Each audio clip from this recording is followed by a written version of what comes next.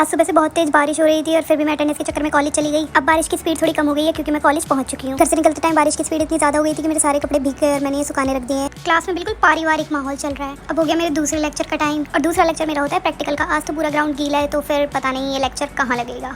फिर टीचर ने बोला कोई नहीं तुम गीले ग्राउंड में खेल लो, पर बारिश फिर दोबारा होने लग गई तो मैम ने बोला चलो कोई नहीं तुम कैरम खेल लो। तो ये सारे अनाड़ी कैरम खेल रहे हैं जिनको कुछ नहीं आता है। हालांकि मुझे भी कुछ नहीं आता है, फिर भी मैंने इतनी गोटियां इकट्ठी कर ली और अब इनकी फाउल के ऊपर लड़ाई हो रही है कि तूने फाउल किया है फाउल रख। इतने में लेक्चर खत्म हो जाता है और फिर मैं आ जाती हूँ कैंटीन की तरफ। कैंटीन में आके मैं अपना लंच खत्म करती हूँ और फिर दूसरे लेक्चर की तरफ चल देती। मैं अपना मस्ती में बैठी थी और मुझे तो पता ही नहीं था आज इस लेक्चर में टेस्ट है। फिर उस लेक्चर में सारे बच्चों ने टेस्ट दिया और मैं सारे बच्चों की शक्ल देख रही। टेस्ट लेते टाइम टीचर को भी शर्म आ गई। टीचर ने कहा कोई नहीं बेटा इस टेस्ट को अपने पास ही रख लो। फिर पता नहीं क्यों हमें जबरदस्ती ऑडी में बंद कर दिया। चप्पल पहन के इतना आनंद आ रहा है, सोच रही डेली चप्पलों में कॉलेज आना शुरू कर दूं। फिर पता चला हमें यहाँ पे क्यों बंद किया गया है, यहाँ तो कुछ प्रोग्राम होने वाला है। इतने ही मेरा घर जाने का टाइम हो गया और मैं चलते चलते पार्किंग में आ गई। बारिश की वजह से मौसम बहुत ही तगड़ा हो रहा था और फिर पहुंच गए हम अपने लैम्बो के पास। लैम्बो को किया हमने क्लीन और फिर किया हमने इसे स्टार्ट और अब चल दिए हम अपने घर की तरफ। बाय।